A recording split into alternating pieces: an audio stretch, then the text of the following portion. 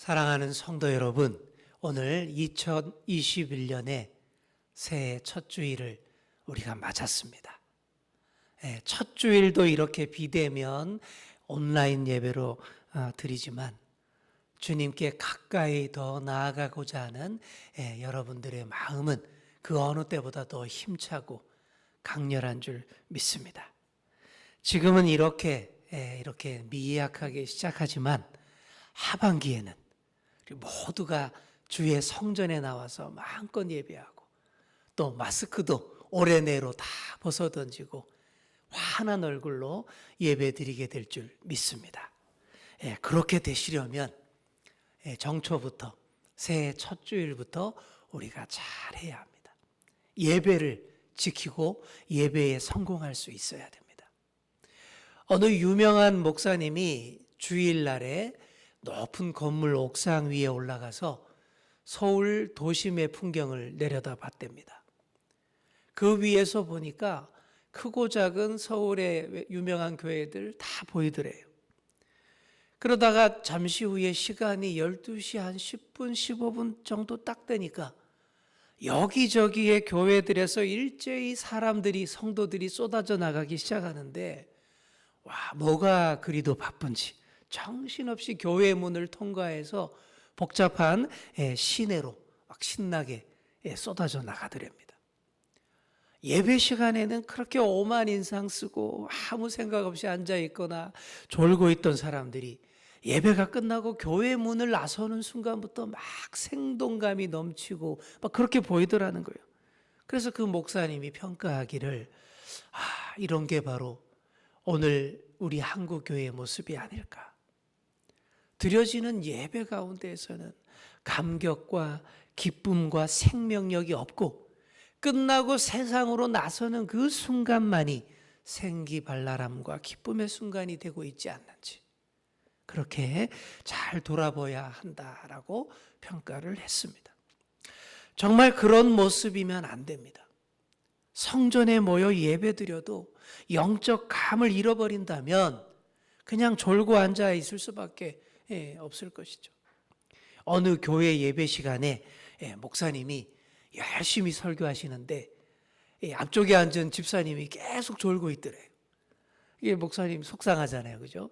그래서 깨워보려고 막 이렇게 설교하시면서 강단을 막 내려쳐 보기도 하고 했는데 아무리 해도 안 깨더래요.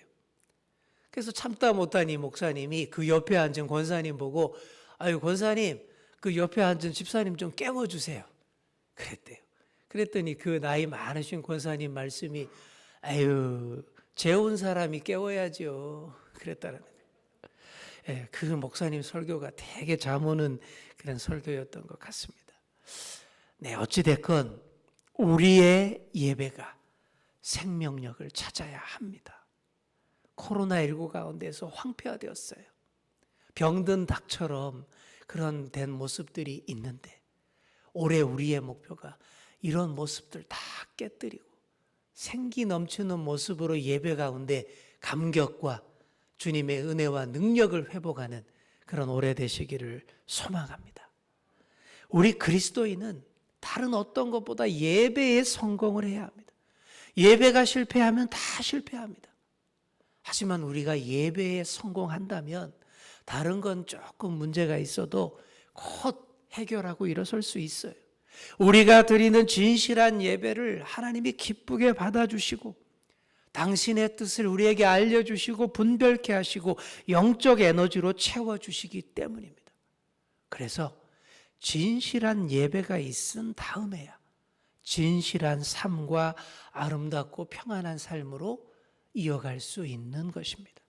사랑하는 성도 여러분, 올해는 다른 어떤 것보다 예배에 성공하시는 새해 되시기를 간절히 축원합니다. 이제 본문으로 들어가 보겠습니다. 하나님이 야곱에게 나타나셨어요. 그리고는 나타나셔서 이렇게 말씀하십니다. 일어나 베델로 올라가라. 거기서 제단을 쌓으라. 제단을 쌓으라는 말은 이렇게 단을 쌓고 그 위에 희생 제물을 바치면서 예배를 드리라 라는 그런 말씀이에요.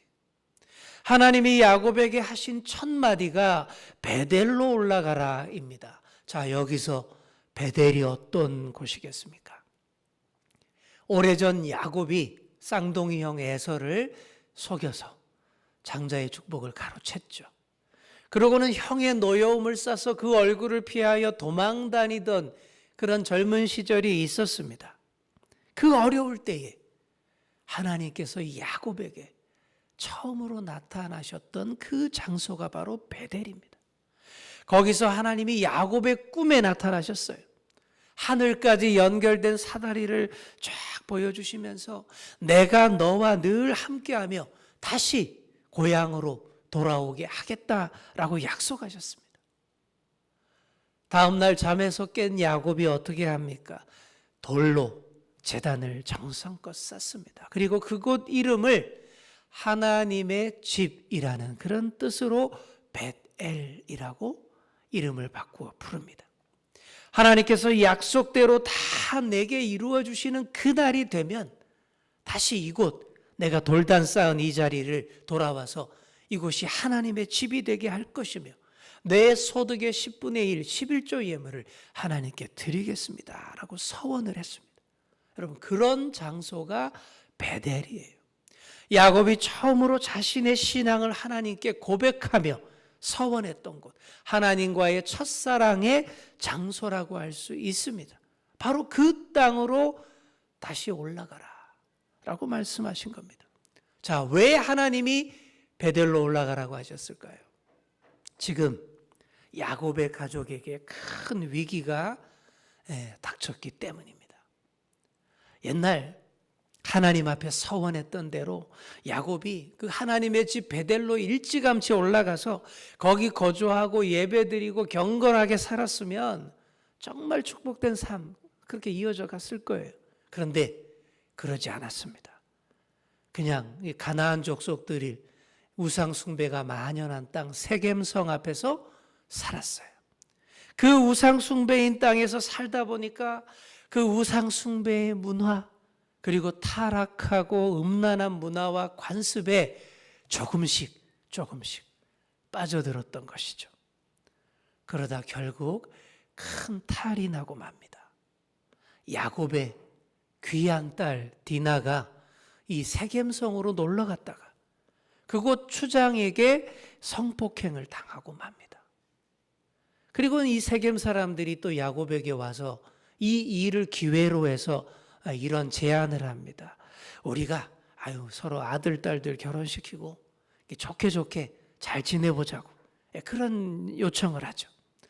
그때 야곱의 아들들 디나의 오빠들이 누이의 복수를 하려고 거짓말로 속입니다. 그래, 좋아, 좋긴 한데 조건이 있어.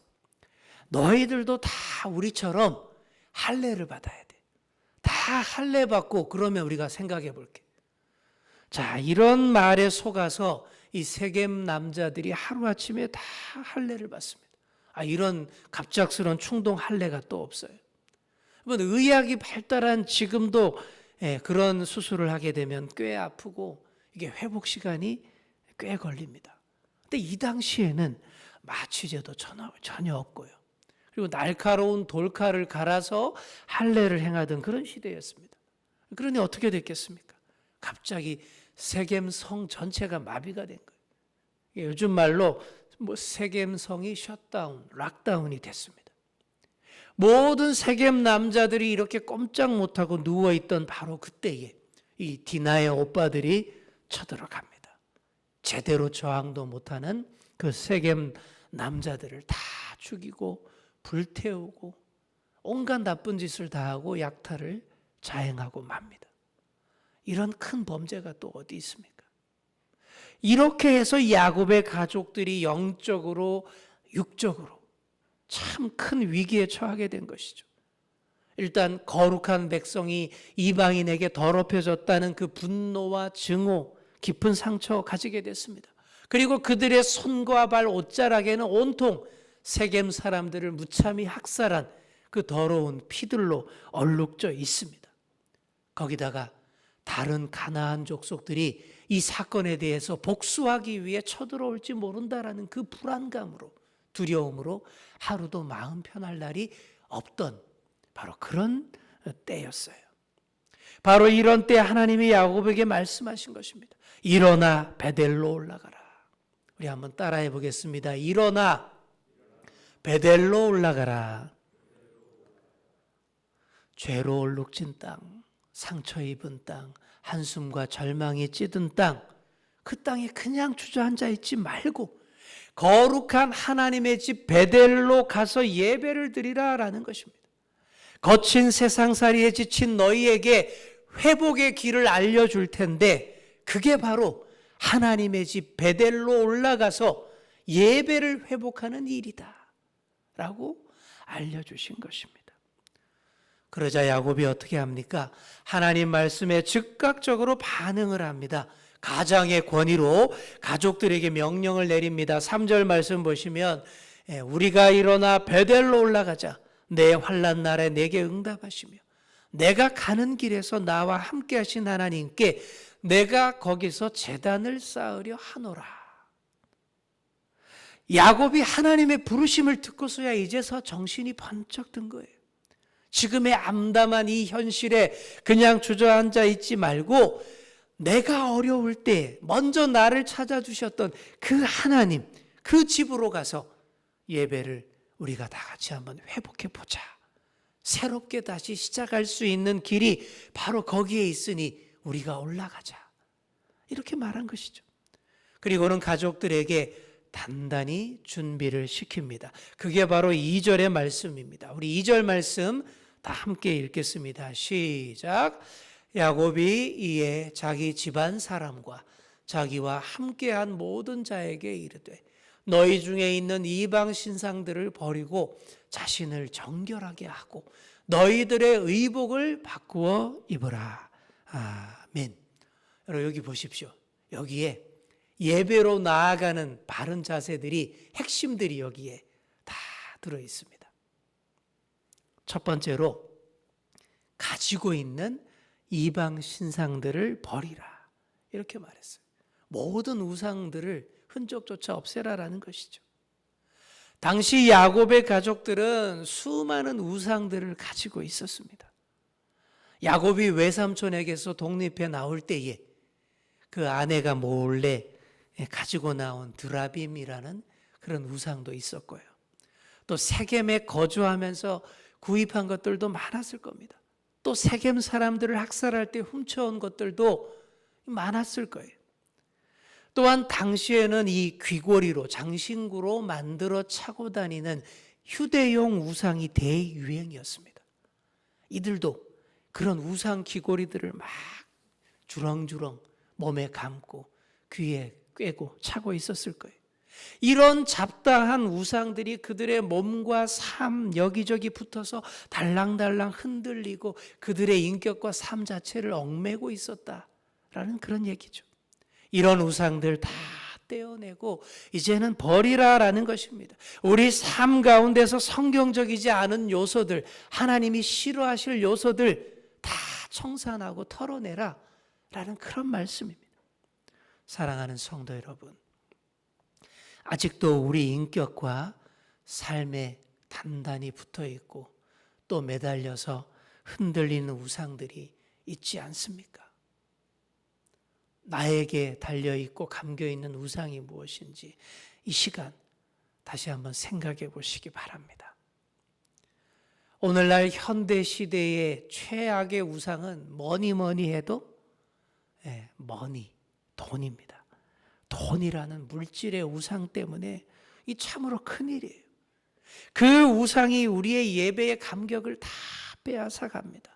그 물질의 신을 숭배하기 위해서 하나님도 교회도 다 이용하고 그럽니다. 그러다 예배의 감격 다 잃어버리고 깊은 영혼의 상처로 신음하며 살아가고 있는 것이죠. 또 어떤 분들은 쾌락이 우상이 되고 그 쾌락의 우상이 붙어서 흔들리고 떨어지지가 않아요. 명예의 우상이 달라붙어서 꼼짝 못하는 분들도 많이 있습니다. 또 자식들이 우상이 되어서 그래서 자녀에게 참된 예배를 가르치지 못하는 분들도 많습니다. 이것들이 모두 우리가 버려야 할 우상들입니다. 또한 우리 한국 그리스도인들에게는 비성경적이고 샤머니즘적인 신앙 요소들이 여전히 뿌리 깊게 자리하고 있습니다. 그래서 한국 기독교에서 여전히 무당기가 덜 빠졌다라고들 그런 말들을 많이 합니다. 예수님이 우리 인생의 주인이 되시고 정말 우리 삶으로 하나님께 예배드리는 그리스도인이라면 우리 주님 외에 다른 어떤 것에도 얽매이고 그러면 안 됩니다. 참 자유를 거기서 놓쳐버리면 안 됩니다. 불합리하고 허황된 모든 것들에서 자유로워져야 참 그리스도인인 줄 믿습니다. 제법 오래전 얘기입니다. 신학교 교수님 한 분이 서울에서 집을 구하는데 집값도 너무 비싸고 또 적당하고 가성비 좋은 것도 없고 잘 구하지 못하고 있었대요. 근데 꽤 괜찮은 아파트에 집이 하나 있는데 절대 안 나가고 남아있다고 그런 얘기가 들어온 거예요. 왜 그런가 해서 그 집에 딱 가봤더니 404호더랍니다. 한국인들이 이 죽을 사자라고 해서 숫자 4를 안 좋아하잖아요. 그죠?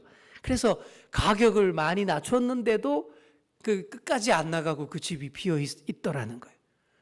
교수님이 보기에 이건 딱 나를 기다린 집이구나.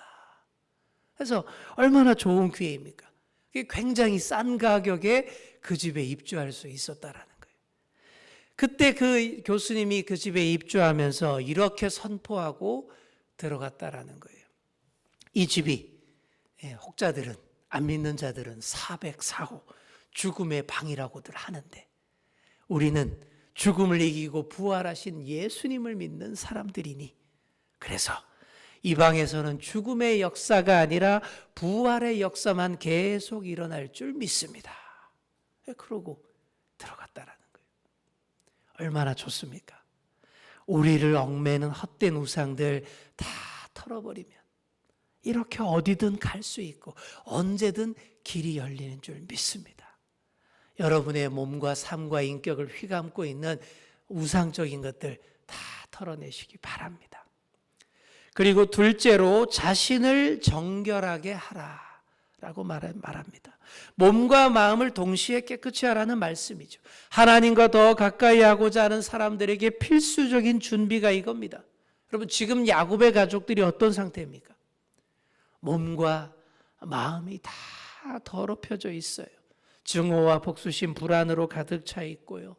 또 입은 옷자락도 엉망입니다. 그 상태 그대로 주님 앞에 갈 수 없다라는 거예요. 하나님은 깨끗하게 청소되고 준비되고 비워진 우리 마음과 영혼 가운데 예배의 감격과 은혜들로 채워주시는 분입니다.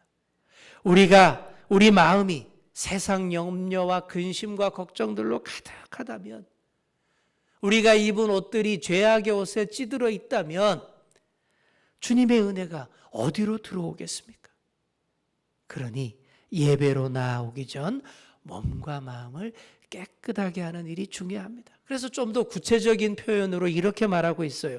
너희들의 의복을 바꾸어 입으라. 갈아입으라라는 거예요. 이 명령은 몸과 마음의 청결 상태를 겉으로도 나타내라는 뜻입니다.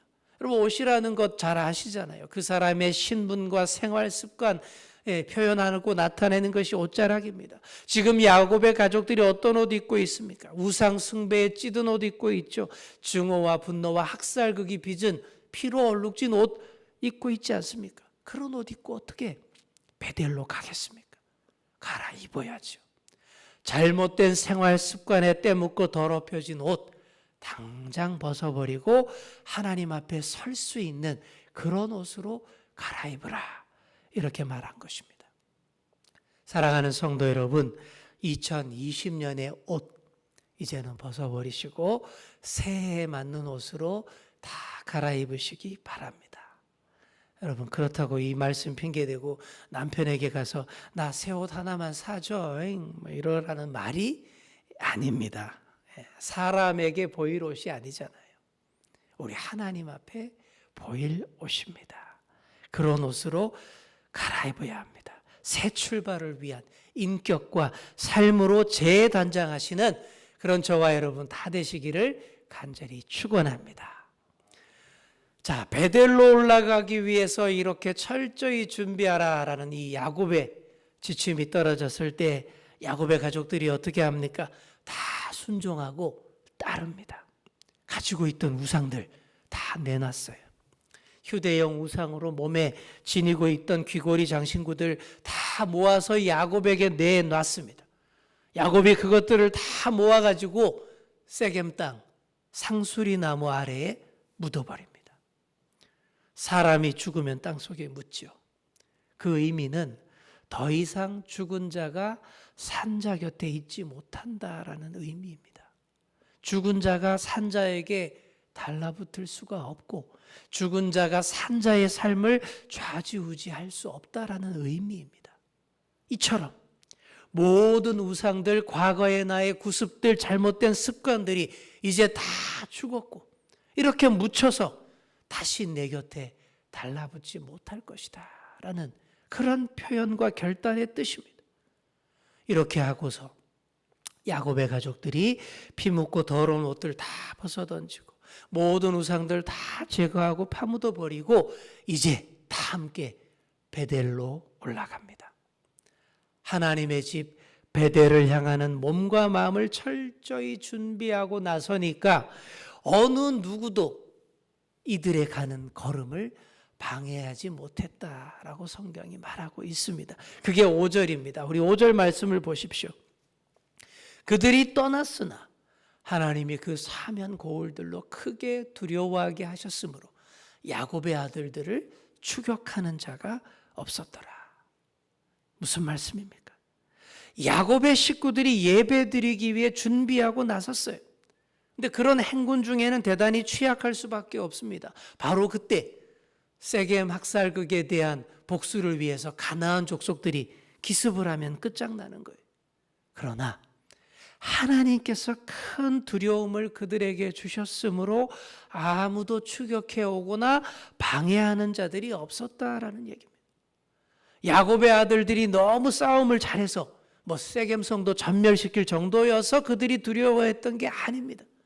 한결같이 잘 준비된 자세로 예배하러 가기 위해 나아가니까 거기서 진짜 능력과 힘이 나타나고 세상 사람들이 두려워할 만한 그런 능력이 거기서 보였기 때문에 감히 아무도 그들의 예배로 나서는 길을 방해하지 못했다라는 그런 말씀입니다.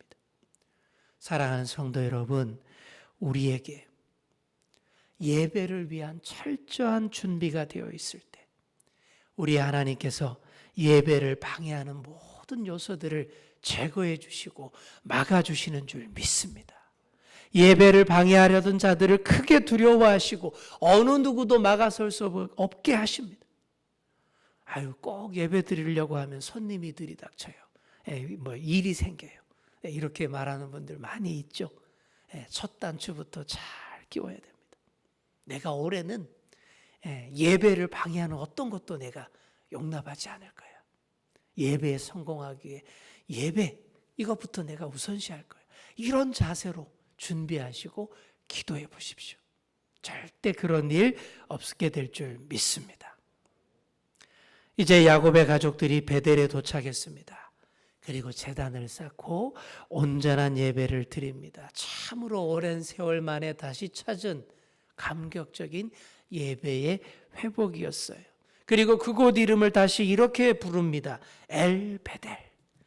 베델의 하나님, 베델의 하나님을 우리가 다시 찬미한다. 이런 의미가 있는 것이죠. 이제 말씀을 맺습니다. 야곱의 가족들이 예배 드리기 위해서 베델로 올라가는 그 장면을 여러분 잘 한번 상상해 보시기 바랍니다. 얼마나 아름다운 모습입니까? 여기에 빗대어서 예배하기 위해 우리 주연교회 성전으로 줄지어 몰려오는 우리 주연교회 가족들의 모습 여러분 또 한번 상상해 보시기 바랍니다.